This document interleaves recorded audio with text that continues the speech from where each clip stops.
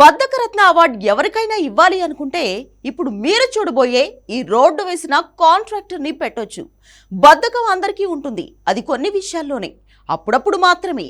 కానీ ఈ కాంట్రాక్టర్ మాత్రం బద్ధకానికి బ్రాండ్ అంబాసిడర్ లా ఉన్నాడు. ఇంతగా ఇతను ఏం చేశాడంటే చెప్పడం దేనికి, మీరే చూడండి.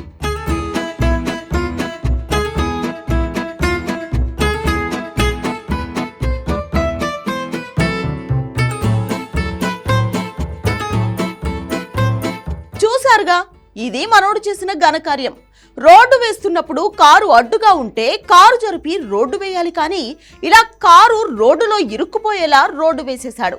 ఈ ఇన్సిడెంట్ జరిగింది బాపట్ల జిల్లా దేశాయిపేట పంచాయతీలో.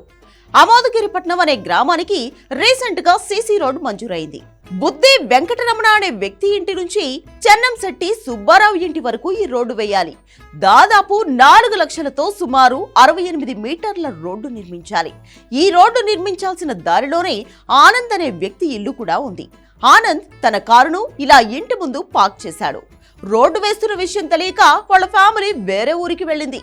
ఇదే సమయంలో రోడ్డు నిర్మాణ పనులు మొదలయ్యాయి.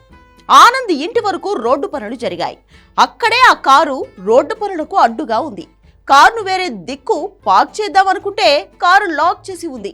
ఎలాగోలా కారును తీసి రోడ్డు వేస్తారు అని అంతా అనుకున్నారు. కానీ ఆ కాంట్రాక్టర్ మాత్రం ఇలా చక్కగా కార్ షేప్ లో గ్యాప్ వదిలేసి మిగతా పని మొత్తం నీట్ గా చేసుకుంటూ వెళ్ళిపోయాడు. ఇప్పుడు ఆ కారు ఎటు కదల్లేని స్థితిలో రోడ్డు మధ్యలో ఇరుక్కుపోయింది. ఈ రోడ్డు వేసే క్రమంలో కారుకు డ్యామేజ్ కూడా అయింది. దీంతో బాధితుడు ఆనంద్ పోలీసులకు ఫిర్యాదు చేశాడు. తన కారును డ్యామేజ్ చేసిన కాంట్రాక్టర్ నుంచి నష్టపరిహారం ఇప్పించాలని డిమాండ్ చేస్తున్నాడు. అయితే ఇదే వ్యవహారంలో కాంట్రాక్టర్ చెప్పే వర్షన్ మరొకటి ఉంది. తాను కారు తీసేందుకు చాలా విధాలుగా ప్రయత్నించానని, కానీ సమాచారం ఇచ్చిన ఆనంద్ కారును తీయలేదని చెప్తున్నాడు. అన్ని రకాలుగా ప్రయత్నించి ఇక ఎలాంటి దారి లేకపోవడంతో పంచాయతీ కార్యదర్శి అనుమతితోనే తాను ఇలా రోడ్డు వేశానని చెప్తున్నాడు.